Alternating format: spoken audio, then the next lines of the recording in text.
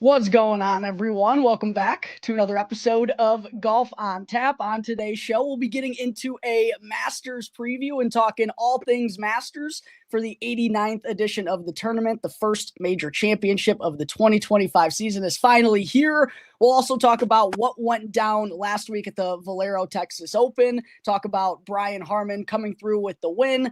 My boys, Keith Mitchell and Tom Hoagie, absolutely bombing in that final round. Ross, I know you didn't cash the outright, but you got a little bit of money back on Ryan Gerard. Before we get into that, though, everyone, just a reminder, jump on over to the YouTube feed so you can interact with us throughout today's show. Let us know who you're going to be tailing and fading for this week's Masters, who you like to don the green jacket, and all things in between.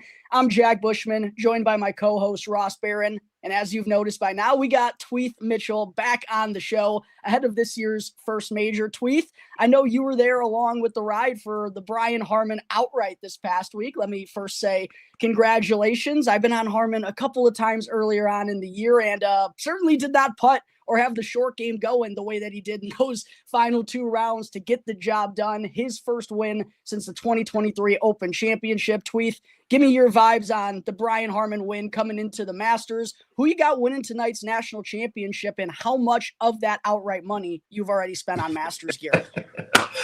Listen, thank you, Brian Harman. You guys know I'm not a good gambler. I'm generally a donator at best. And last week, we're on the Takesman, which is free plug for the Tuesday night spaces that I host. That Ross sometimes comes on. Jack, come on anytime. But we're on the Takesman, and one of our guys, Larry, goes, "Hey, you know who's good at Valero is guys who are accurate off the tee and can hit it close." And I'm like, okay, I think of a couple guys like that. And I go down the list of previous winners, and I see Zach Johnson on there a lot. And I'm like, you know what? Zach Johnson's a guy who doesn't hit that far, but he's pretty accurate off the tee, and he kind of hits it close. And I was like, who is the most Zach Johnson-like player in the field who is not actually named Zach Johnson? And I spun the wheel and landed on Brian Harman as the most Zach Johnson-like player in the field, not named Zach Johnson. And that was the extent of the thought that got me into that bet. Thank you, Brian Harman. I very much appreciate the extra $1,700 I'm going to lose this week. Several hundred of it is already on the Gators tonight, so go Gators. And I don't know, we're going to see where the week takes us. So listen, I can't tell your listeners I have anything to offer in terms of intelligence, but just straight dumb luck, I'm your guy.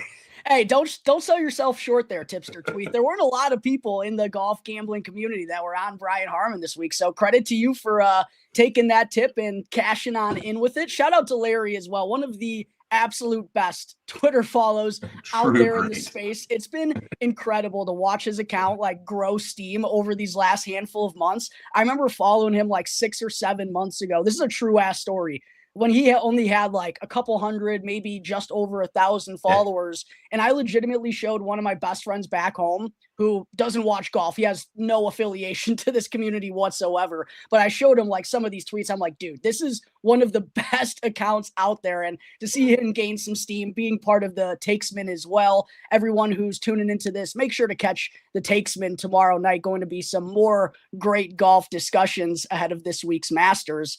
But Brian Harman, man, I will say, whenever I have money on Brian Harman, I'll be rooting for him. When I don't have money on Brian Harman, it's hard for me to watch, man. In between all the waggles, how slow he was playing out there, the numerous step-offs he had waiting for the win to be absolutely perfect.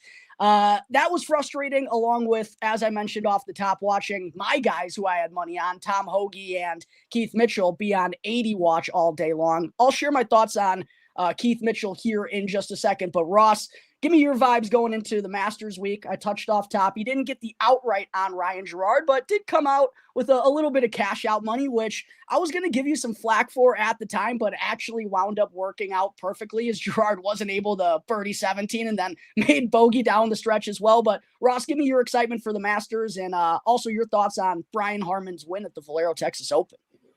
Well, this is easily one of my favorite weeks of the year. We count down to this every single year, and I think one of my favorite behind the scenes golf on tap moments of all time is me texting Tweeth on Saturday, like, you have Harman, right?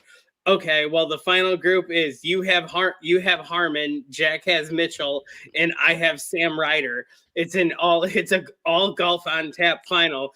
And the best thing that could have happened is Jack responding immediately. Wait, Tweeth has Harman? That scumbag. Listen, I can tell you this. I would give the money back if I could give Keith a win. I feel terrible about that, but listen, he was never in it. Let's be honest. After midway through Saturday, wasn't going to happen.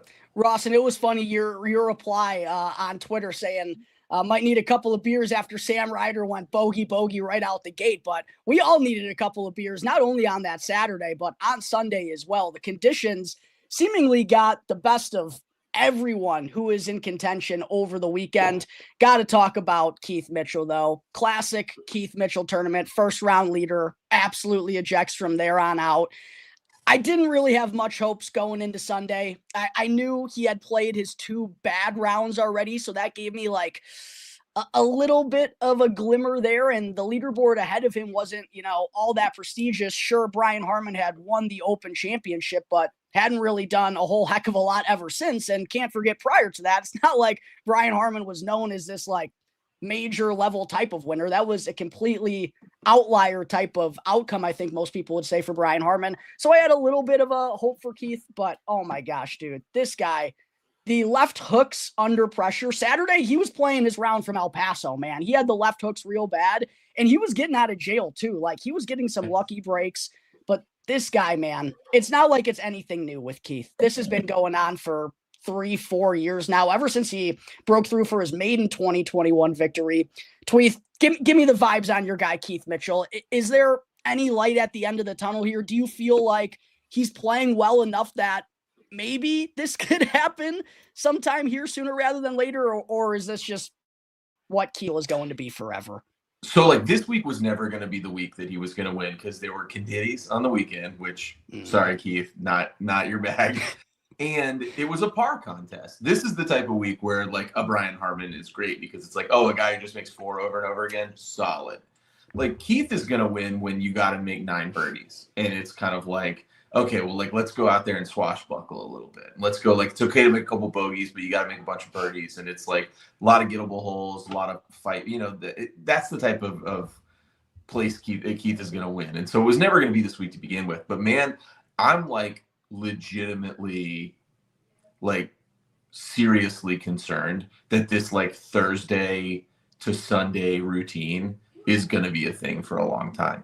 That, like, when it's just like, hey, let's go get out there and post a score, great, yeah, go shoot 64, awesome. When it's, hey, you're in the final group and you're going to need to make really good decisions and not and be tight off the tee. Oh, and that driver has been a weapon for him for so long that I'm just shocked that a guy who built his entire reputation on can hit it straight and can hit it long is so unreliable right now under pressure. And it's straight concerning. I can't at this point see a ton of light at the end of the tunnel. But it has to be true that the guy who can shoot -8 on Thursday could do it again on Saturday and Sunday if the conditions are right. And it has to be true that somewhere in there is the unlock to this mental puzzle that has him so over a barrel right now. But it's not going to be soon. And I would love to see it happen this year, but it's going to have to be like kind of a weird week where, hey, like everybody's, what he should do? He should play a bunch of opposite field events. Like, he should just go play. He should go play in Puerto Rico, and he should go play the CUDA, and like he should just do it just to go out there and like where there's no pressure. Because if he's playing the Barbasol, the ISCO, and he always goes, there's no pressure. Who gives a shit, right? No one's watching this anyway. Like, go play that and go win by 13 or something. Go do the thing where you can be 26 under and win, and you have to battle off fucking like Rico Hoey. Or whatever. No shade to Rico Hoey, but like, good dude. That's what I think he's got to do, because he's got to get another dub somewhere, and it can't be the case that he just plays these like events everyone's in. He's got to play some other shit. I actually think he tried that mentality. I'm pretty sure he played all throughout the fall, and then he had that close call at Sanderson where he really should have been there, and then that just broke him. He was dog shit the rest of the fall. Like that first tee shot at Sanderson is going to be the rest of that's going to be in his head forever. Scratch, fuck off. I love you, bud. Scratch was mad at me because people are up in his YouTube comments telling him he's doing a bad job, and he thinks. What I will say about Keith, there's two things that really concern me about him. One, you touched on, Tweeth, is his best weapon. The thing, like you said, he literally built his game around the driver. He loses that whenever he needs it the most. That's the problem. And he actually scrambled relatively decently considering the positions he put himself in throughout the weekend. Like his around the green stuff, his bunker play was rather decent, but he's just not good enough in those areas to like consistently get him out of dodge. He's not good enough over those 6 or 7 footers to roll him in consistently where he can get away with that. And he's an average putter. And exactly. You can't play from the friggin' bushes on every other hole if you're just an okay putter. The second thing to me, why I agree that it's, I think, going to be a while for Keith, I don't think the win is coming this year. And if it does come this year, it's going to be later on because we haven't seen any signs of even progress being made during these rounds, right? It's not like in either weekend round he shot. I mean, Saturday he actually held it together decently considering the start, but Sunday completely off the rails right off the get-go. Like, it's not trending in a direction where it's like, oh, okay, he's giving himself opportunities and he's hanging around. It's like, no, he proactively continues to take himself out of tournaments. And that's the thing that catches my eye. And that makes it, as someone who's bet Keith, this was like the first time I bet him in 2 years. It's going to make it really hard for me to touch that number once again.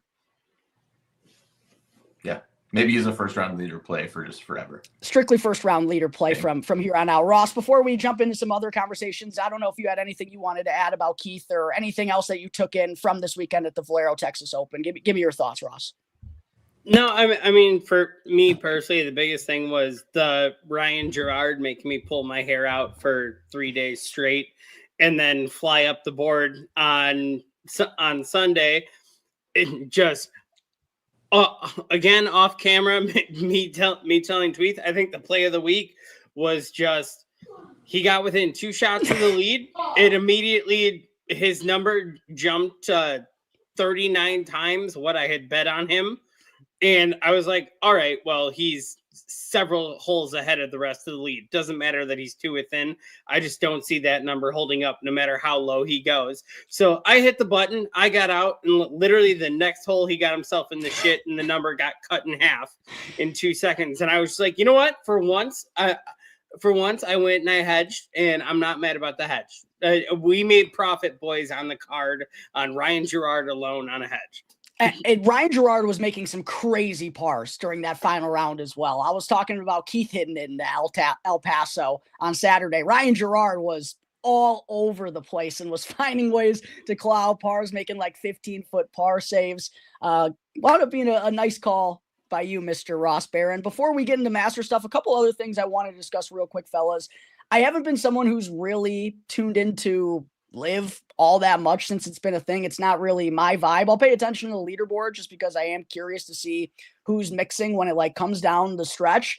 This week to me was the first real like captivating watch I had since I think whenever Wyndham won the when Wyndham won the AT&T Pebble Beach Pro-Am, that got cut, and then LIV had the final round all to itself. I believe that was the playoff between Waco and Sergio, I want to say. I never really had given all that much time to LIV, admittedly, up until this week. And I think part of it was also the PGA Tour and their broadcast kind of being lackadaisical to open up the Sunday. I mentioned to you guys in our group chat, there was like that 25-minute window where the final round was supposed to begin over on Golf Channel.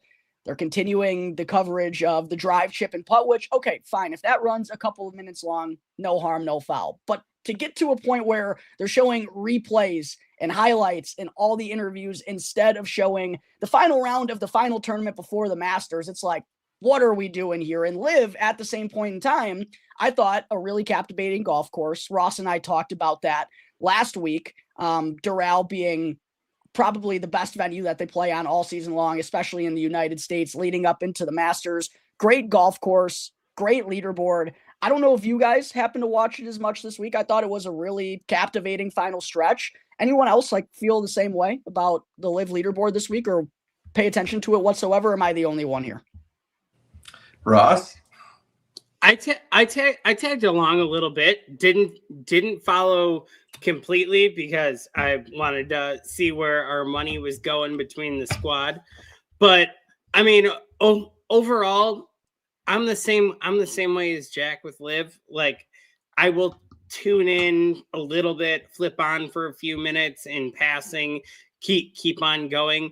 I didn't really watch. I kind of checked it out for a second to see, I have anything going into this week actually for the Masters. If there's anything that could catch my eye, to be honest, we'll discuss a little later. Things that have caught my eye is a little bit hotter take that I'll probably bring to the table later, but didn't really pay too much attention. Kind of flipped on for a couple minutes and kept on going. Yeah, it's not for me. I try so hard. Like, I want to be fair to this product because if I have a take about LIV, I want it to be not just like, oh, you want it to be genuine, being a hater, right? And I like the Australia vibe, and I've watched that one a bunch. The music is so fucking distracting to me, and like I know that makes me a 41-year-old dude, which I am. So like, sorry. I just I turn it on and I'm like, oh yeah, I forgot it's not actually golf. And you'll see some golf shots, and man, I can't get there with it. And frankly, like honestly, every time I turn it on, I hear someone being a little too salesy in their broadcast, and it's a different person every time. Sometimes it's Faherty, sometimes it's Foltz, sometimes it's Arlo. There's a different person every time in my ear trying to sell me the idea that fill in the blank player is one of the best golfers in the world. And I don't care if it's Laurie Cantor or Paul Casey or Mark Leishman this week or whatever. And the inability, and I know it's their job to try to make this sale, but it sounds like a sale. And so what I get transported into when I dial up LIV is like a music festival environment. Hey, I didn't sign up for that. And someone dry pitching me Laurie Cantor is one of the best players in the universe, or dry pitching me Mark Leishman as a lock for another major someday or whatever. And I think it's nonsense. Like none of it attaches to reality in any way for me.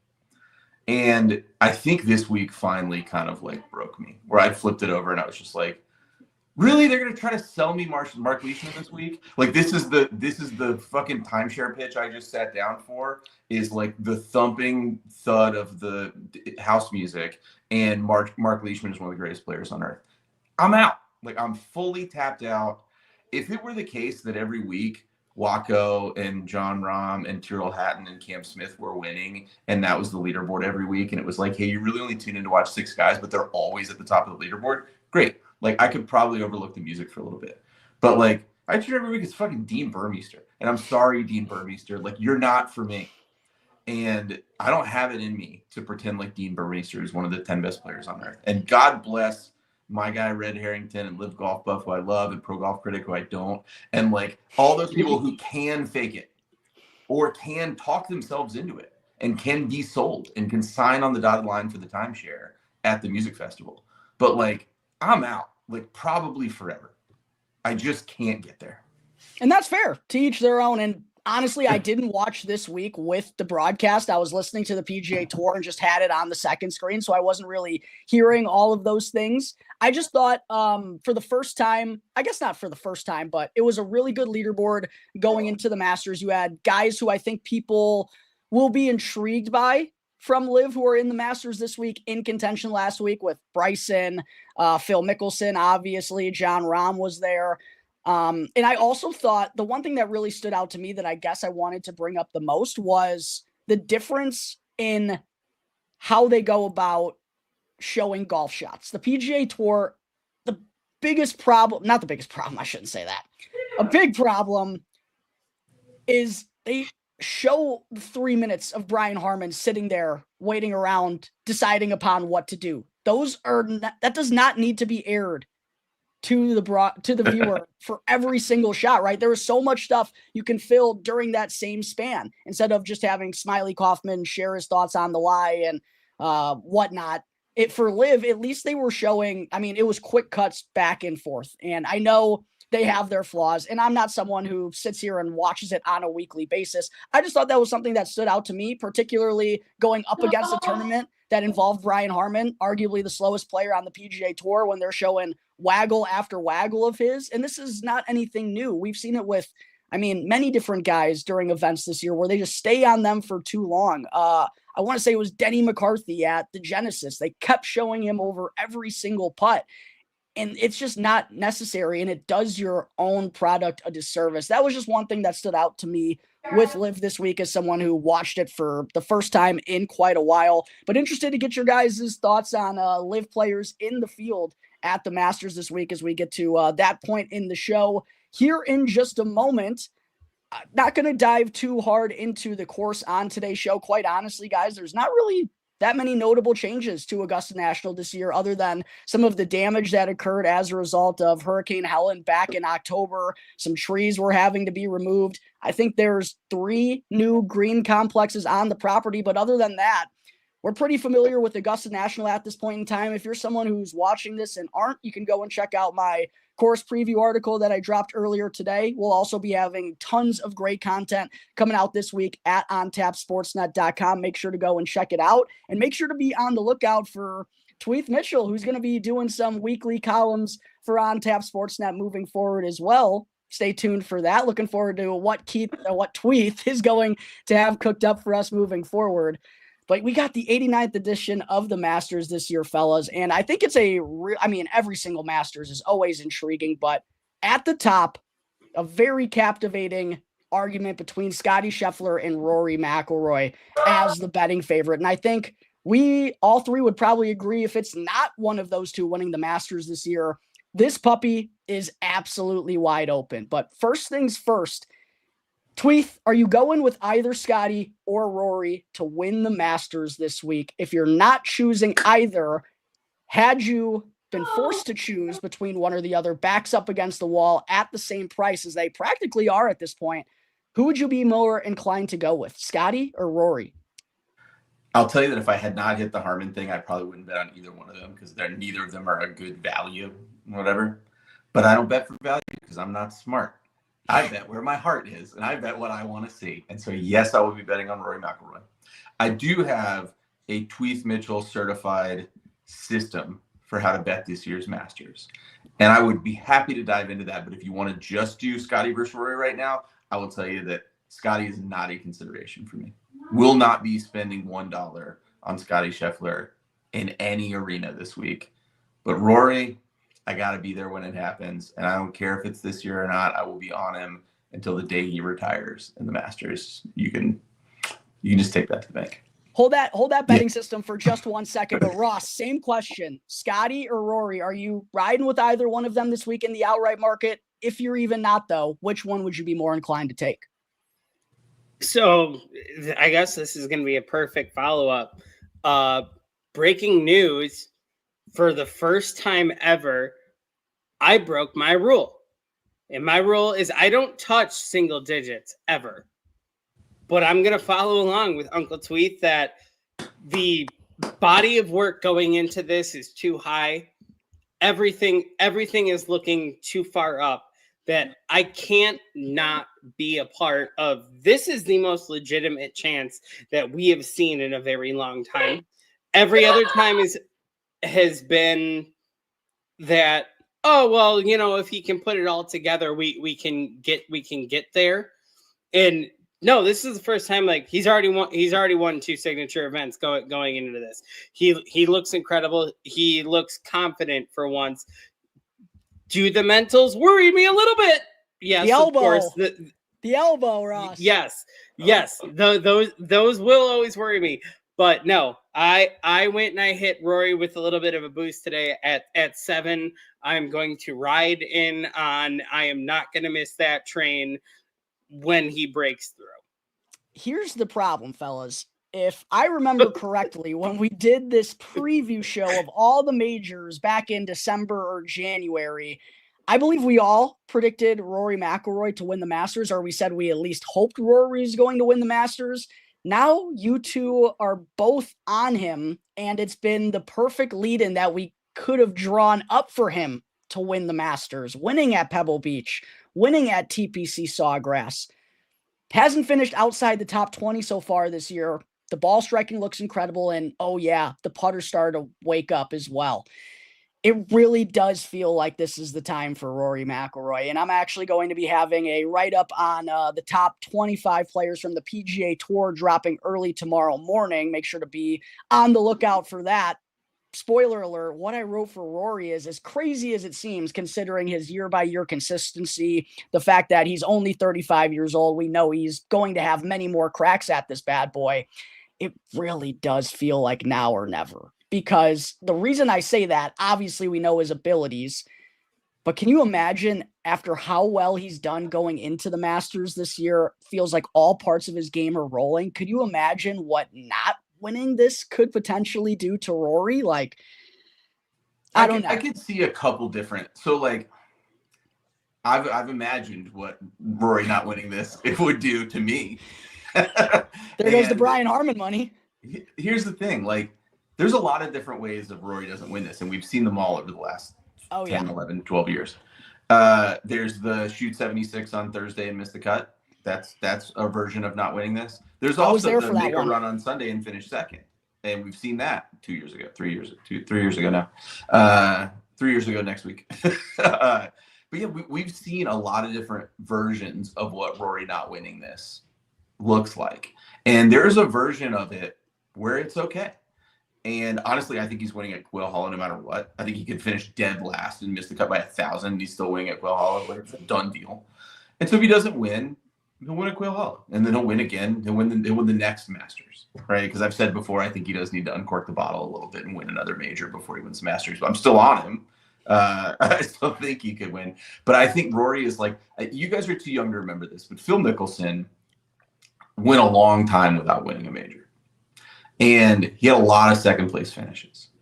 And in 2004, it felt like it's now or never for Phil. He's going to have to do it now, or it may never happen for him.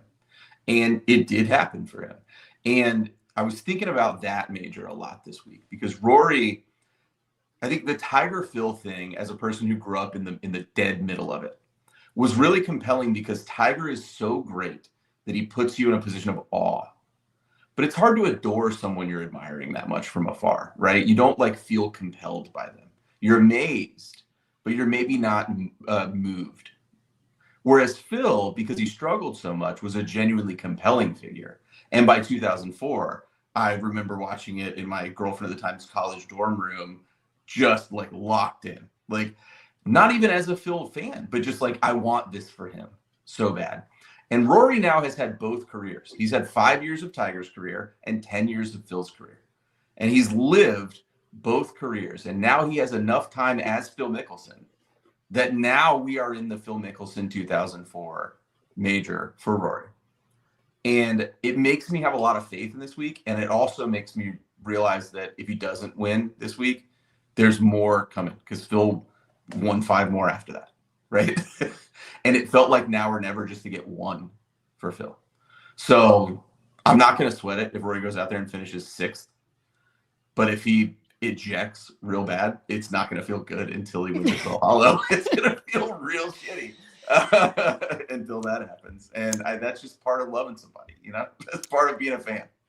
I'll tell you what, everything you just said definitely made me want to bet on Rory McIlroy more this week. And I'll have big time FOMO if both of you happen to cash Rory when he achieves the career Grand Slam. And I'm just like watching there like Squidward up in his bedroom while you guys are having all the fun out there. Definitely Rory is under consideration for your boy. I haven't made any official bets up to this point in time, but definitely wanted to talk through all of the big name players with you guys at the top of the board. We're only 30 minutes through this bad boy, so let's just go through some of the big names here to kind of get the vibes on how we're feeling about these guys. Next up on the odds board after Scotty, who's at plus 450, Rory is at plus 650. Jon Rahm is next up at plus 1,600. And I know last year did not go how Jon Rahm would have wanted.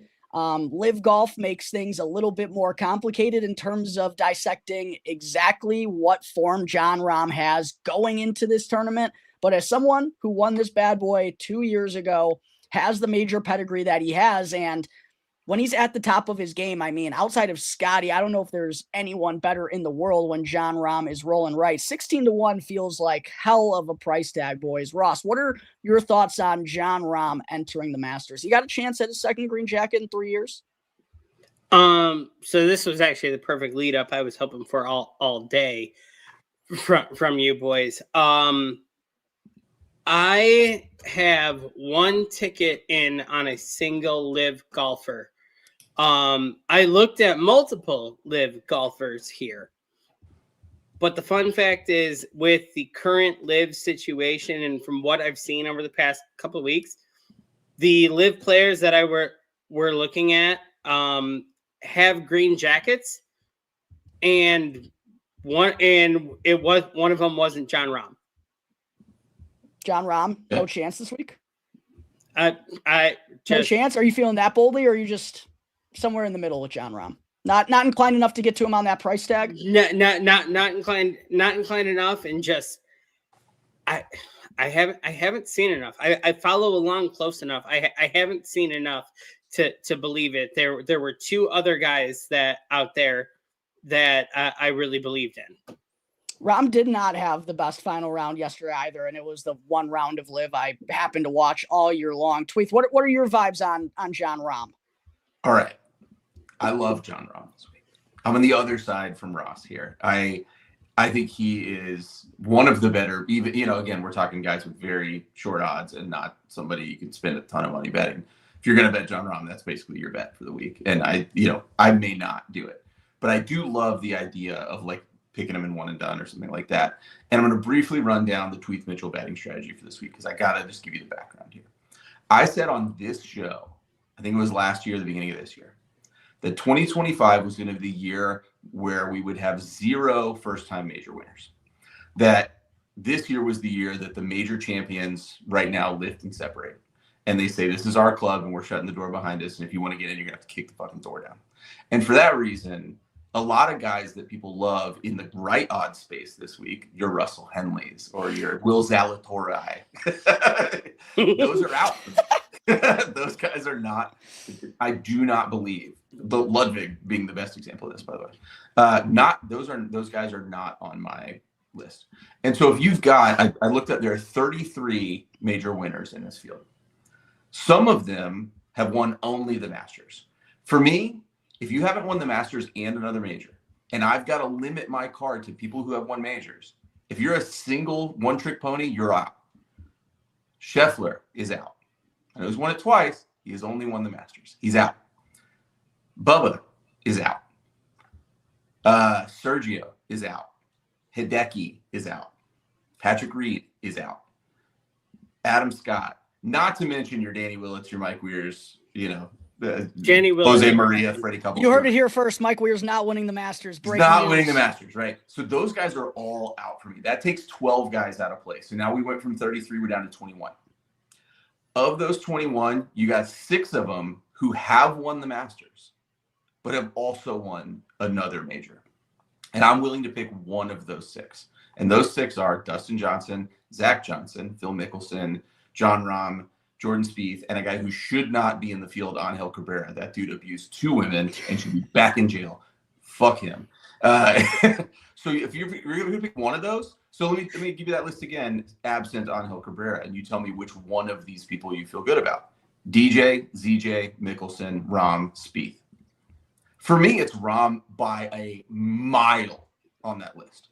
I might think the other 4 guys might miss the cut. Like Phil's probably not going to miss the cut. He plays great here, but I don't have a lot of faith in fucking Jordan Spieth right now. T12 last week notwithstanding, I have 0 faith in Zach Johnson.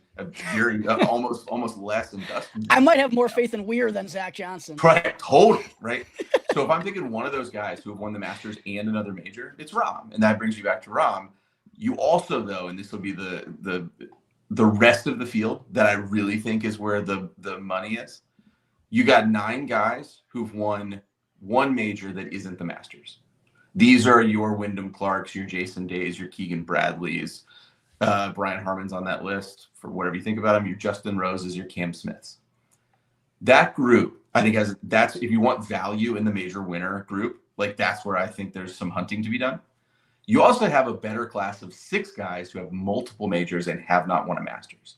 And that's where me is like, none of these guys are good values, but all of these guys are going to be in the chase on Sunday. And that's Bryson, Koepka, Rory, Colin, Xander, and God forbid, Justin Thomas. That group is like, you want the killers in the field, the guys who have to have this major on their resume, the guys who don't get to play it for the rest of their lives, and have shown you not only can I take down one major, I can take down 2 or more majors. Fuck me. That's the group, right? None of them are a good price, but like I would pick 2 of those guys, throw flyers on 2 of the single major winners, those 9, and pick 1 from the Masters multiple winners. And that's your 5-guy card right there.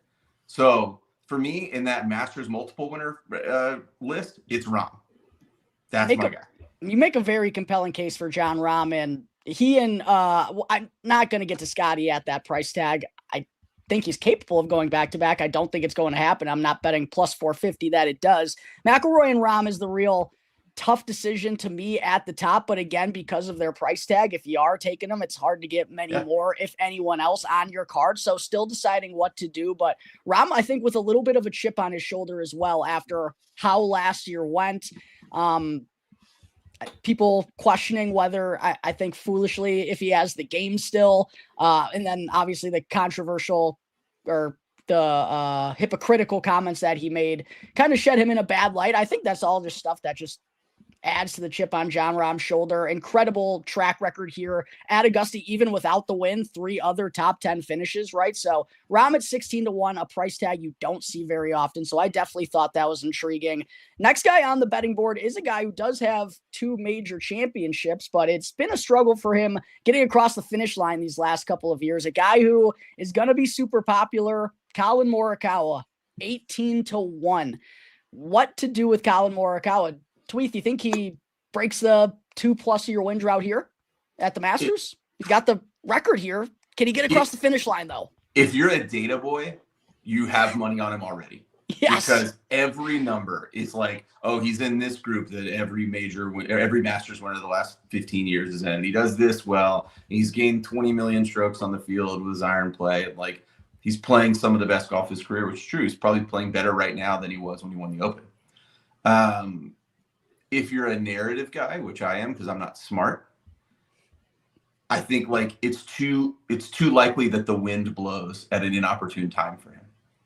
And I can't, to me, like Collin Morikawa is like Neiman Marcus, Frankie Molinari. He's like the best version of Francisco Molinari, where it's like, oh, that dude can strike the fucking ball. It's like, yeah, he doesn't like do it when it matters, right? Like, and can you imagine Collin Morikawa on 12 with a 1-stroke lead on Sunday? Can you imagine how far that ball is going into the bushes or how short it's going into the water? Like, he will not be able to play in that wind under that pressure. And so for me, it's a no. But listen, I'm wrong all the fucking time. And I totally get why the money is on him. Like, I fully intellectually understand it.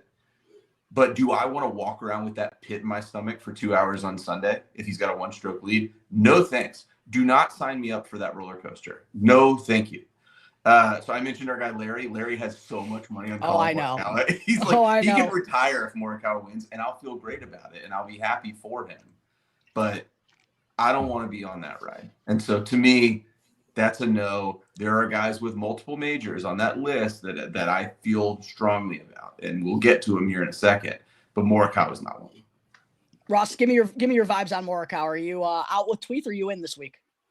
Or he's already on the ticket. He's already on the card, and that is only because, in my opinion, for Augusta, the most treacherous thing with Augusta is the greens. That there is the classic video where they bring out the stimp meter and they roll it one way down the green, and it goes 38 feet. Just keeps going 38 feet.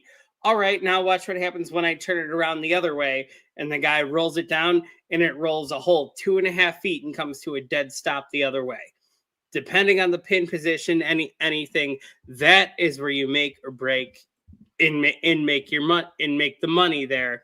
My favorite, because I knew that Tweeth is coming here, and it was coming with facts and everything he wanted. Colin Morikawa, the past 5 majors, strokes gained putting, 59th, 45th, 32nd, 20th. Last year was 8th. Oh, and he's got a great track record on the. Is that all major championships, or is that just the Masters? That is just the Masters at Augusta, and that it was going to be my narrative that most players will tell you the first couple times that they come to this course and they play this tournament, they will admit that it's, oh my God, I'm playing Augusta, right? And it's not until that 3rd, 4th, 5th go around that they start to actually understand its intricacies and go through everything and understand this is where I need to be, this is where I need to play. That is a stat I'm looking at Colin Morikawa that specifically stands out, that as the more times he gets to go around this course, he understands and is not only improving, is drastically improving. In 5 years, we've gone from 60th in the field to last year we were 8th best. This year we're coming in as one of the favorites, and you were already 8th best last year. If you can improve that number even marginally this year, I think you're looking at a Sunday final pairing if that number bumps even a little bit. I like the Sunday final pairing call. And yeah, not only has he putted really well around here and got incrementally better with each passing year, the around the green play has always been really good for Colin Morikawa at this place as well. The question is just, can he do it on Sunday? We know rounds 1 through 3. He's going to be right there, right? Like he's going to be in the top 5. Can he close? Tweet. Can I ask you a question? Of course. If Colin Morikawa is in the final pairing on Sunday, Ross, who's the other guy in the final pairing? Probably Rory McIlroy. Can he beat him? That's the problem. Name another guy. Who's the other guy in the final pairing? That's not Rory. What if it's Shane Lowry? What if it's Shane Robert Lowry? McIntyre. Shane I Lowry think you and have to Colin go pretty Morikawa. far down the list before you find somebody I would take Morikawa in match play.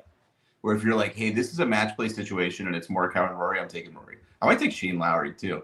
But like if you go through that list of like guys who won the Masters, or like if it's Rahm, or if it's Koepka, or if it's Phil or something like that, like God, it's just like, again, like the pit in my stomach. I'd get an ulcer from trying to watch him in the final group go toe to toe with one of those guys. And I do think I think his win at the COVID PGA is actually like a really impressive win, because that leaderboard was like, it had Scheffler in it, it had DJ. It was crowded, and those dudes were just like chasing at a golf course you could go get. And so like I was really impressed by that win. And I think his drive on that like whatever 15th, 16th hole or whatever is like one of the best major championship single shots. But like, God, I have a really hard time selling myself on the idea that he's in the final pairing and the other guy in the final pairing is just Bob McIntyre or somebody, and he just gets lucky and it's somebody who can't win. I would take like maybe Tony Finau over, whatever. Like there's I don't know if I lot go of, that like, far. Guys who have been in those final pairings and been in those like final groups at the Masters, and Morikawa, like he's only been in that final cluster one time. So I don't know. Like, listen, Data Boys love him. It's not for me, but I picked him at the Players, and he didn't. He finished 12th. So I missed my the win picked up. The win picked up. Tweet. Yeah, that was the problem. The win got Gustin. I think if I hadn't bet Morikawa so many times during this win drought of his, it would probably be an easier pass for me and just be like, oh, he won and I wasn't there for it at 18-1. That's an easy pill to swallow. But it's like, I've been on this chase because the numbers have been so good. He's contended so many times. He's probably the most frustrating guy to me on this entire leaderboard. But the next one we get to, maybe the biggest fan favorite in the tournament outside of Rory McIlroy, maybe even ahead of Rory McIlroy. I don't know. Bryson DeChambeau, names everywhere, going to be super popular this week. 20-1, was first round leader here last year and then kind of ejected over the weekend. What are the vibes on Bryson, Ross? I know you said you were only going with guys with green jackets. Bryson obviously does not have one, so I'm guessing that means he's crossed off your list. Off my list, and I'm gonna just bring back in the intricacies that Augusta has. Bryson hits his sand wedge the same length a normal player hits a 6-iron, right? Just it is what it is. It's the way he's. His sand wedge is also the length of a 6-iron, so for whatever that's worth. Yeah. Yes. but yes. But it's the fact that the way he's tooled his game, everything, Augusta is way more intricate than that. You need the in-betweens, you need the distances, you need the shots. They need to be exactly on point at this course. In any other place, we go to Quail Hollow, we go wherever, right? Bryson's on my card. Any other place, for sure. Somewhere like here where everything can be so intricate and needs to be exact and you need to hit those shots. The distance and shit don't play for me here in that. Honestly, they really don't. And I just don't know.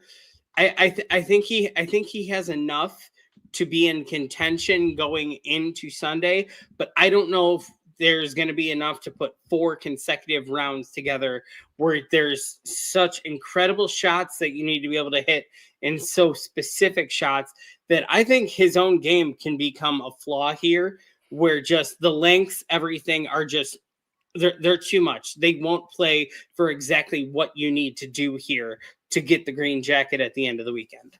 I will say, I think an underrated part of Bryson's runner-up at the PGA Championship and him winning the U.S. Open last year was the incredible short game that he played with.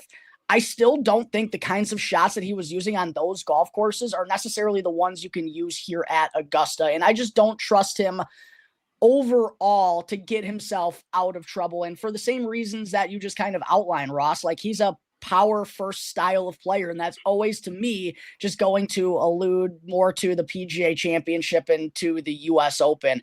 And I don't love the comment that he called Augusta National a par 67 way back in the day as a cocky youngster. Like, that's just not good vibes for you moving forward, Bryson. I think his 1 round upside is as good as anyone's, and that will come on display at some point here during the tournament.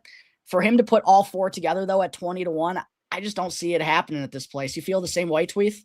Yeah, I think he's a first-round leader pick. Like, if yeah, you want to throw that, sure.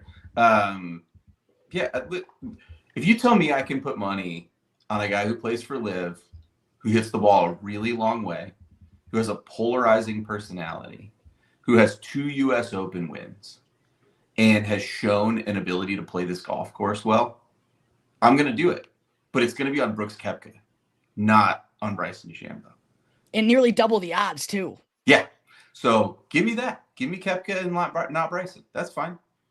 I don't need to spin the wheel on Bryson this week. Yeah, I feel the same way, and did not love what I saw in the final round of LIV Miami. Not that could mean anything one way or the other, but I just don't see this. I think there's a little bit over Bryson inflation right now, considering what he did last year and this huge blow up that he has on YouTube and social media, right?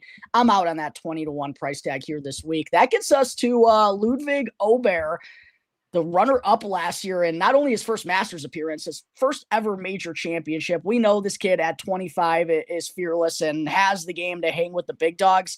Maybe it's crazy, but I'm going to go with my first guy who can't win this week. I'm going Ludwig. I don't think he can win this week. I think the ball striking, the off-the-tee play will always work on these types of setups. And I think he probably plays well, probably finishes inside the top 20. He was incredible around the greens here last year. And listen, maybe that happens again. Has not been a strength for him so far this season, even though he did have the victory at the Genesis. And he's not necessarily coming in with the best form. Missed the cut last week at the Valero Texas Open. And the around the green play just has not been good enough. I don't think he's going to be able to replicate what he did last year en route to a runner-up finish. I'm going Ludwig can't win. As crazy as that may sound, I believe in the talent as much as anyone. I just don't think it's happening this week.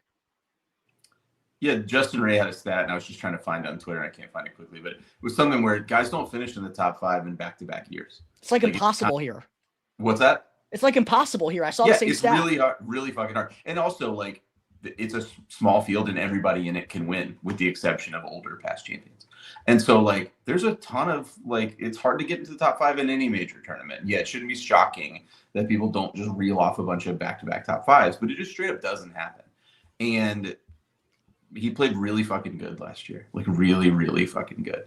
And he's played really fucking good this year, up to this point. And I don't have this idea of first-time major winners happening this year. And so if I'm going to say that and believe it, Ludwig's out. Like, not even top 10 play. Like, have fun. Hope you enjoy yourself. I think he'll probably win something else. He'd be great at Oakmont. Like, Yeah. let's save him for a top 5 there. I just don't. Again, it's like I don't need to spend the money on that this week. I agree. Ross, out on Ludwig. Thoughts on Ludwig? He gone. Just same thing. Same thing going off the stats. I think last year, in no disrespect, last year absolutely phenomenal play, everything. But Tweeth, you have the same narrative that I have, that these guys don't finish back to back years top 5. There's off year, something flips, switch, whatever. And if after his win at Genesis, if the success had continued and the results had continued into here, maybe the narrative would have been different for me if the game had been consistent coming here. But he's kind of been up and down and all over the place since the win at Genesis, where I would think this would be a position of strength after last year, because I think the biggest thing that held him back last year was just, this is the debutante version going through. I would like to consider that this round was going to be a strength, but unfortunately, somehow, some way, I just don't see this trip being a strength like I really thought it would have been. Yeah, and I agree. 20-1, I think, is a really fair number, but it just hasn't been the form since that win at Torrey Pines that I would have liked to see out of Ludwig. So he's out for me. This next guy's out for me as well, guys, even though he's won 2 of the last 3 major championships. Xander Schauffele, 22-1. Just hasn't got enough reps so far this year. He's only played 3 times since the injury, 4 times total this season, and he's lost a combined 7.5 strokes off the tee in his last 2 starts. That just doesn't sound to me like a Masters champion, guys. No, but he's a guy where if you feel like how I feel about Rory, that he's going to win a Masters someday, which he will, then maybe you just reel him off every year until he does. And you just go with that. And you're like, hey, if he's 20-1 every year and he's going to win one of the next 20, I'll make my money back. And if it's sooner than later, I'll be all right. I don't fault anybody for betting Xander this week. Like, again, I'm only picking 2 of those 6 guys who have multiple majors and don't have a Masters. So he didn't make the cut for me. But, like, I got no problem. But listen, put all your money on Xander before you put a penny on JT, who also has 2 majors and, like, also is in the same odds range or near enough. So, yeah, like, I don't fault anybody. Just to me, like, same as you. I haven't seen enough. I really, from a one and done perspective, I was really kind of like eyeballing, like, oh, I'm going to sneak Xander in there. And I just don't feel good about it. So, not going to do it. Yeah, and listen, all these guys deserve to be at the top of the Masters betting board for a reason, right? Like, they're all very high-quality players, and for Ludwig and Xander, we just outlined, you're getting some good numbers on them. Can't blame you for betting on any of these guys. I just think we have to find reasons to cross guys off to come to our final conclusions, and that's what we're kind of doing here as we're going through names. I don't even got to ask you about this next guy, Tweeth. Justin Thomas, 25-1. No, it's not getting on your card. Ross, you got any thoughts about Justin Thomas, who does have a couple of runner-ups so far this year, nearly got the job done at the Valspar, 2 top 10s at Augusta? Listen to ourselves. He almost did it at the Valspar, and we're talking about this guy to win the Masters. No. So you're saying Pete Malnati doesn't have a chance? Yeah, exactly. Like, narrowly missing out on beating Hovland with his C- game, who afterwards said, I still don't know where the ball is going. Yeah, sorry. This guy's not winning the fucking Masters. Like, we can put this to bed. It's insane that he's 25-1. That's so stupid. So I'm just going to make this a real simple. I believe I got involved at one point in a tattoo bet Uncle Tweeth here. If this were to occur, that I could potentially be involved in this, but we're gonna just call it a wash because Justin Thomas is not winning the fucking Masters. No, I don't think it's happening either, guys. I'm way more inclined to bet the other loser iron player in Colin Morikawa than Justin Thomas, even if he does have lower odds. Former Masters champion, next up, Hideki Matsuyama, 33-1, has shown literally zero form since winning the Century to begin the season. But we know Hideki is literally like the most random guy on tour, right? When you think he's playing like shit, he'll go and shoot 63 on the final round of the Genesis to win. He'll go and win a PGA Tour playoff event. Like, you can never accurately depict how this guy's playing. Even his Masters win, guys. You look at Scotty Scheffler's incoming form in 2022 and 2024, John Rahm's incoming form in 2023. Hideki didn't show any of that shit. Like, you never know what this guy's doing. Is anyone buying him at 33-1 this week? I'm not, but it scares me that I'm not. No, he only has one major win. It's the Masters. Like, all of those guys are out. But I would really like to see Shota bow to the course again. That is like one of my 3 favorite like Masters moments of all time. Like, it was a beautiful moment. This little space on the wall is that I for got that? another one. I got another one of those drawn up for that little space, and it's that. Great. So I would not hate it. I would love to watch it, but I'm not gonna. Yeah, not getting there either. I have 3 last single guys that I want to bring up, and then we'll just go through some guys at the back half of the board that we're interested in, some losers that you want to shout out that has no chance, maybe some prop bets. I figure like that's how we'll kind of tie a bow on this bad boy. But the last 3 guys I wanted to bring up individually, I think we got to bring up 5-time major champion Brooks Koepka all the way down the board at 35-1. As you mentioned, Tweeth, you're more inclined to take Brooks than you were at Bryson at nearly double the odds. Is he officially in the card this week? Yes. He is one of my 2 guys with multiple major wins that need a Masters. Rory's the other one. Brooks Koepka is the second guy.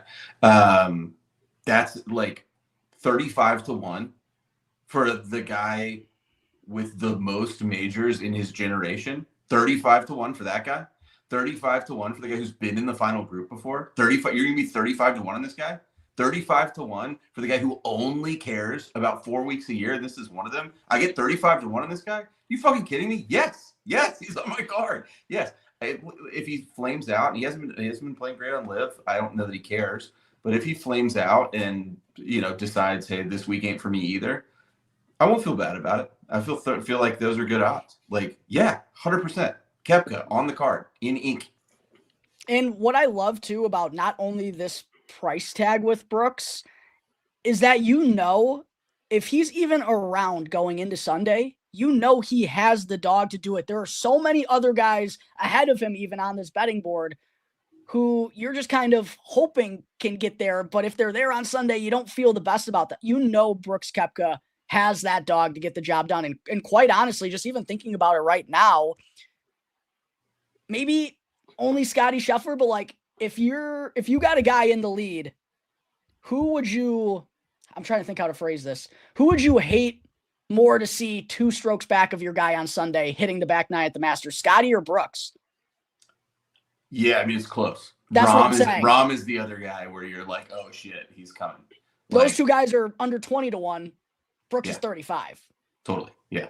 Xander, maybe, if he has a great week. But like, keep in mind, what we are saying is guys with pedigrees, guys who have shown that they don't give a fuck and they will come hunt your ass down. And like, I get one of those guys at damn near 40-1. That's what I get. Yes. Yeah. Yes. Sign me up for it yesterday. Yeah, it's definitely one that's attracting me as well. Do you feel the same way about Brooks Koepka, Ross? He's there. I gave him a very good, long, hard look at my card, and it's because I love Brooks. I watched Brooks win this in person.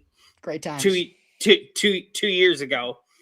I ultimately passed, and it's just going off of I haven't seen the results on LIV, and then I took into account that LIV just doesn't even play as much as the PGA Tour. So you just need to go off of what have you done for me recently.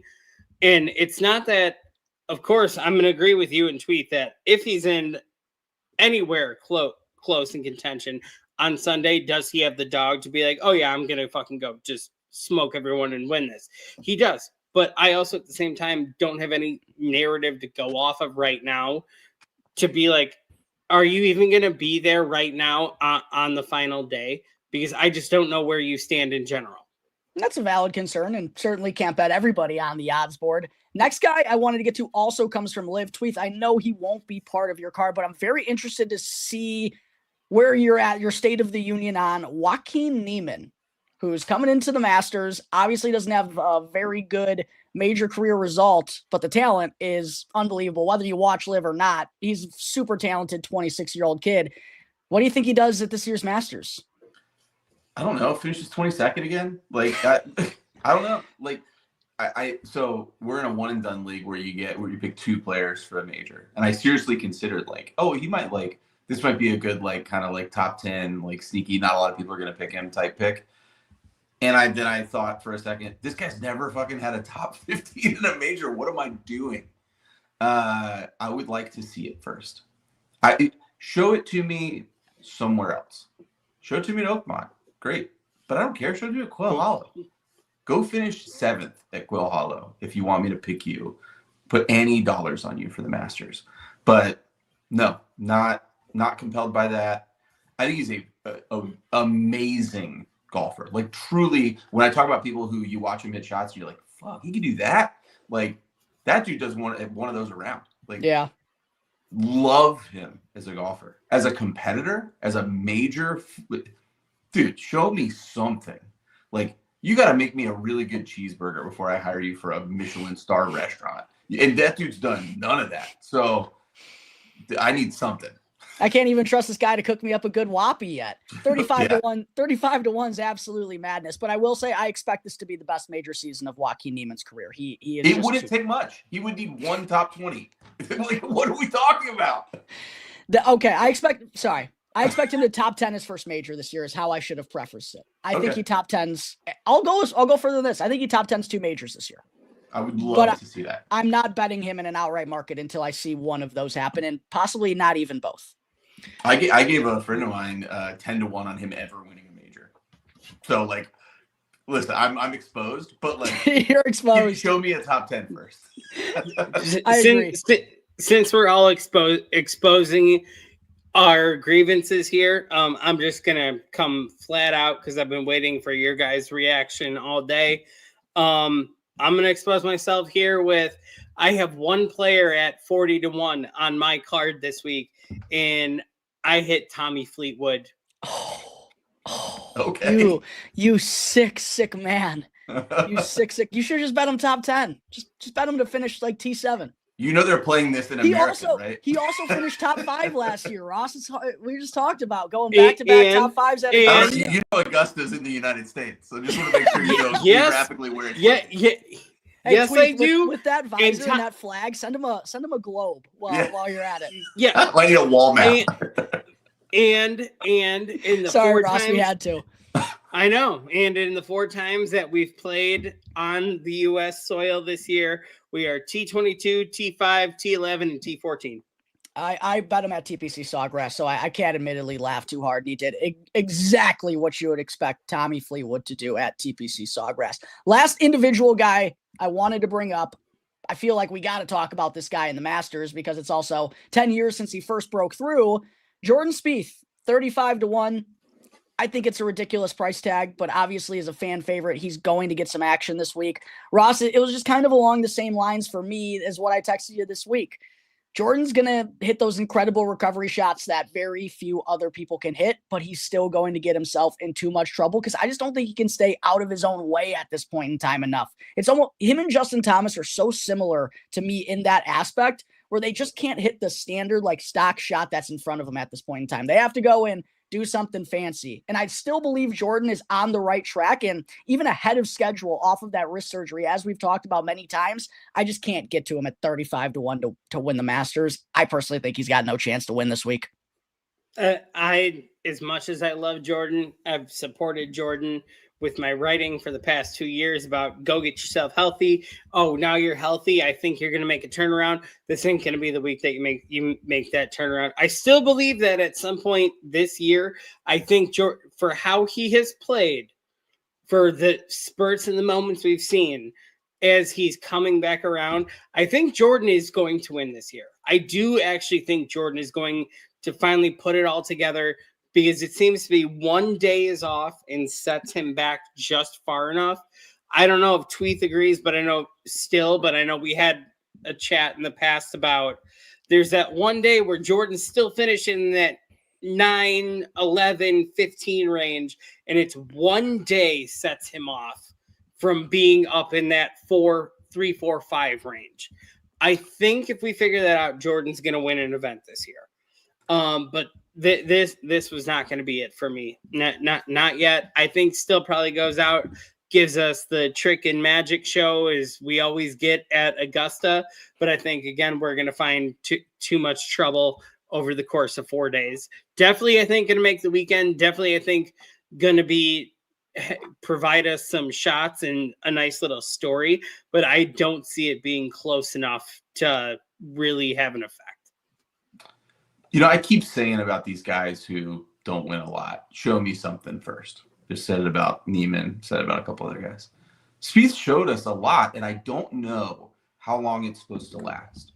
Like, how long do I credit him for 3 years of magic?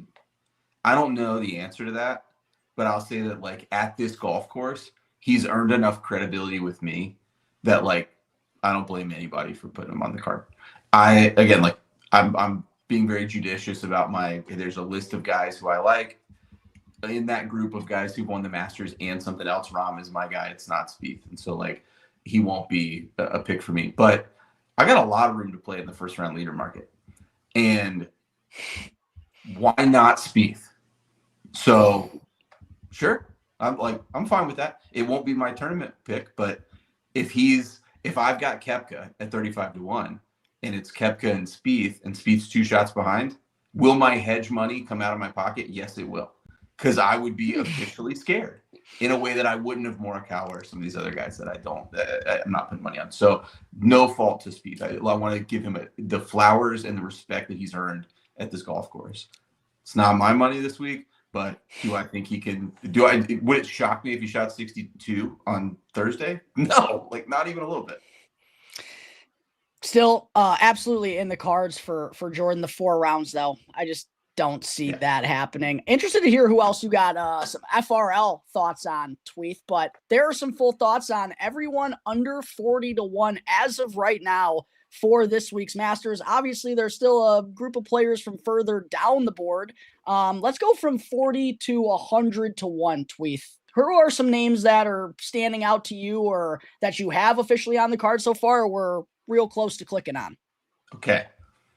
And I don't have, pardon me, because I don't have everybody's odds. You're all good. If you're going to have to help me out on some If you want me to go over to Ross first. Again, like my system is I want major winners. I want guys who need a Masters win, or I want guys who I'm scared of. I'm going to give you 2 guys on the need a Masters win list who I think, like, are probably much longer odds than they should be. I would bet these guys are. I would bet Cam Smith is in the 60 to 75 range. 66-1. And I would bet Keegan Bradley is over 100-1. He's 125-1 right now. Okay.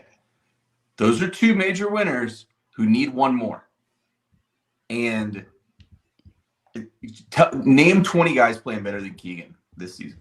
Like, you know what I mean? Like I've been on him a lot. Right. And so, like, I don't know. Like, again, these are mostly, like, these are tastes. These are little bits. These are I got a ton of first round leader guys we'll talk about in a minute. They'll probably both in there. Justin Rose is another guy that's like, hey, like, you want to throw me out 125 or 150-1 on Justin Rose? Yeah, dog. Like, sign me up for that.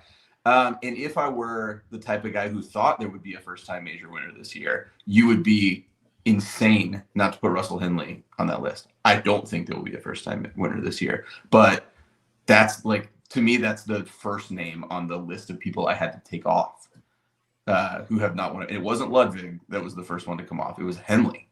And so that guy, there will be a first round Russell Henley bet on my card. So there are some guys in that range, in that like 40 to 100 range, and even beyond, that I think like, dude, like, you know, dude, there's a lot of value there. Maverick McNeely, like, you talk me into that. I'm not on it, but like, you gonna put a top 5 bet on Maverick McNeely? Yeah, dog, he's playing so good. Sure. I think the biggest thing from further down the board that I'm looking at is some sort of pedigree. And you just kind of talked about it earlier, Tweeth, in general, and the guys that you're looking at this week, guys who are somewhat proven. And I know they're few and far between from further down the odds board, but Justin Rose, I think, is a perfect type of shout that I'd be looking at. Someone who I know isn't incapable of capturing this type of moment. And even I think could be a really good FRL bet. I believe I've bet Justin Rose first round leader here the last like 4 years. It's got to cash one of these days, right, fellas? But Ross, in between 40 to 60 to 1, I completely agree with you as well, Tweeth. I think Keegan 125 is really good value as well. But Ross, for you, in between 40 to 60, who are some of the guys that caught your eye, or guys that have already made your card here on this Monday afternoon? I have two that actually made my card here. One that just the way he's spinning it, the way that he's playing in, obviously Augusta is an entirely different beast. But I did put a future a couple weeks ago on Corey Connors at 70. And I really like that, Ross. That Corey Connors at 70, just there's something with that pedigree, the way that he plays the game, everything that really just translates to me over at Augusta. And granted, has not won a major, right? And that's what we're taking into account really in this range. Have not won the major, but do they have the pedigree that can transfer over, put together 4 rounds and get it done at the end? Corey Connors at 70 is there. The other one, go ahead. The other one that I have to do is you just have to take into account 1-2 decent big events last year, has been playing really well, spent a lot of time on the DP World Tour shaping up his game. Robert McIntyre at 60. Man. 1-2 events last year, one recently, been a very big hot name. And I'm just saying, if we're gonna throw people like JT and everyone out because the relevancy and haven't done anything for me lately, Robert McIntyre fills that narrative that yes, I absolutely have, and yes, I am playing some of the best golf I have, and his game actually translates really, really well to Augusta. That's funny, Ross, because from 40 to 60, there were only 4 guys I'm like seriously looking at this point in time. Corey Connors at 75 to 1, as he's out there right now at, is one of them. Fits a lot of the trends that I've seen thrown out on social media heading into this week, and has really improved both his around the green play and his putting, and quietly has 3 career top 10s at Augusta. And then Robert McIntyre was one as well. I saw people who jumped on Bobby Mack like early on this year, got him at like 125, 150. I'd even be inclined to bet him at 60 to 1. He's got 4 top 11s worldwide in his last 5 starts, T9 at the Players Championship, T6 at the Waste Management Phoenix Open, can hang with the best on tour. We saw him have the stones on the back 9 to go and win the Scottish Open last year. Yeah, Robert McIntyre certainly has caught my eye as well. The other 2 from this 40 to 60 to 1 big pocket who stood out to me, Shane Lowry, 45 to 1. I don't know if he can do it on Sunday, but 45 still feels like a very good price. And then I actually completely forgot I did this, fellas. Back on Christmas Eve, I got a $10 free bet, and I used it on Will Zalatoris 100 to 1.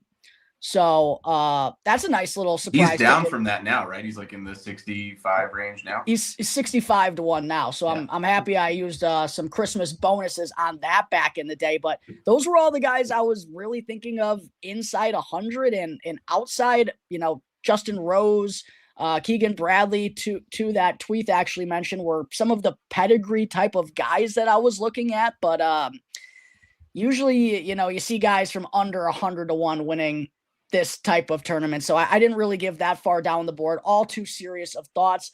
But before we wrap things up, I know, Tweeth, you got to get on out of here. You got the Florida Gators in the second half here. We got to get you out of here. Who are the guys you're looking at for first round leader? Okay, so I said Henley. That's Yep. that's 100% happening. A bunch of the guys I mentioned earlier, like I like the idea of like throwing some money around on Justin Rose and Keegan Bradley, and like even some of these like Koepka. Love that. Go ahead and get Koepka in there at 20 something or whatever he is for first round leader. Couple down the board though, I want to make sure I get these two guys who no one would be surprised if they played the Charlie Hoffman role this year, where they go shoot a ton under on Thursday and then just decide to fade into the background. One Gator and one Bulldog, Billy Horschel and Harris English. Oh, I the think English. like those guys are like 80-1 to be the first round leader. Like, yeah, I'm $20. Go. Like yes, I would love to watch that happen. And so like some of those guys, like you could talk me into you could talk me into Taylor Pendrith. You could talk me into like a Hoagie or like an Austin Eckroat or some shit like that. Like, yeah, man, I might go wild. There are more guys that I would touch than I wouldn't. But there are some guys I wouldn't touch. Max Homa, no thanks. Neither Højgaard, no thanks. David Thompson, no thanks. I'm out on the idea of Minwoo Lee as a Masters contender. Like, come on, man. Like, I think he could be FRL. I think he could be FRL and Charlie Hoffman deject into the abyss. He's got the driving distance in the short game. Quill Hollow is where you want Minwoo Lee. I'm not sure Augusta National is where you I said want one round. Compound. Yeah, even for one round though, you don't think he's nuking one into the trees on like 15 and can't get out? There's no pressure. You know how far left that ball's going to go on 10 if he's in the lead? No, man. I don't see that. So there's a lot of these guys that are like, no, dude. Like, sorry. No, I'm going to need a lot more out of Sung Jae Im before I take him seriously. His ass. Nico Echeverria will never get $1 of my money. I don't care how good he plays. Scumbag. I already said Laurie Cantor is not for me. Listen, I might throw just some thank you money on Brian Harman for first round leader. I don't think he has a chance in hell, but like, thanks, bud. Like, here's $15. You probably should. You feel probably. I feel like I owe it to him. Yeah. Tyrrell Hatton, sure, yeah, sign me up for that. Like, whatever. So I think there will be a lot of sprinkling going on just so I can have some fun there. But I will make sure that Billy Horschel and Harris English are on that list because I think those guys can go out and shoot 65 on a tough day. And maybe that's the first round lead. And it's like, well, all right. I also will make sure this is something I don't think our pairings and tee times are out yet, or if they are, I haven't seen them. But I love first round leaders having early tee times. I don't like the idea. I want a guy who's in the house at 7 under and I can just root for bogeys. Like, and so if those tee times come out and Harris English and Billy Horschel have the last tee time, I reserve the right to take them off the card. But like, give me some guys with early tee times so you can just go out there and post a number. Like, love it. I don't have any FRL plays in as of yet, but I'm sure I'll be tailing you for at least a couple there, Tweeth. I do have a couple props that I wanted to mention briefly before we close things out. And Ross, if you got any FRL picks or any props that have caught your eye, we'll have those on deck. Max Homa to miss the cut is minus 130. I would just absolutely hammer it. I thought you were going to say like minus 450 like that. Those are actually great. I know only like 25 guys missed the cut here, but like he's one of them. All right, I got 4 prop shouts real quick. Corey Connors plus 100 top Canadian against Mike Weir, Taylor Pendrith, and Nick Taylor. That was a question. Plus 100 feels like a great price tag there. I also got Kevin Yu, top Asian, plus 750. None of the rest of the other Asians are playing really well right now. Hideki, Sungjae, Benyan, all struggling. And I saw Kevin Yu actually fits a tee to green trend this week. I got Luis Ballester Barrios at plus Jose Luis Ballester Barrios. His name is I call him Joey Neighborhoods, Joey Hoods. That's my guy. Perfect. You sound like you got peanut butter on the top of your mouth. Literally. You got him for low am though, because let me sell you on Noah Kent real quick. Lost to him at the USAM, transferred from Iowa to Florida, and has not been playing this season because he's transferred. That dude, all he's been doing is practicing for this tournament all fucking year. Jose's been getting recruited by LIV, going and doing all things. Like, dude, no. Does your boy nuke the golf ball? Because Jose fucking nukes the golf ball. Yeah, listen. Do you have to nuke? No, Noah is like more of. I mean, they all hit it. They all hit it forever. That all college kids hit it 320. But like, that's not his strength. He's a finesse guy. But like, I just let me warn you. When Noah Kent is like 11 under, and you're like, how the fuck? Like, that's all he's been doing for a year is thinking about this golf tournament. Well, thank you for the info. That is good to know. Last one I got here is Thomas Dietrich plus 800 top debutant. Either him or Aaron Rye were the two that stood out to me. Huh. Davis Thompson, I think, is intriguing. What's Matt McNeely in that field? I like that market. I don't got it right off the top of my head, and I know that we do got to jet on out of here. Yeah. But I'll go ahead and text that bad boy to you. But Tweeth, I know we're well over an hour here. Thank you so much, as Appreciate always, it, for all your thoughts on everything. Ross, thank you for your 2 cents as always. To everyone who tuned in, thank you very much as well. We'll be having a ton more great content coming out for Masters Week at OnTap Sportsnet. Make sure to go and check out ontapsportsnet.com. Subscribe to our YouTube channel to help us out, and go and follow Golf on Tap, for free wherever you may be listening to your podcast. Until the next show coming tomorrow, everyone, enjoy the rest of your Mondays. Go Gators for Tweeth. We'll see you next time on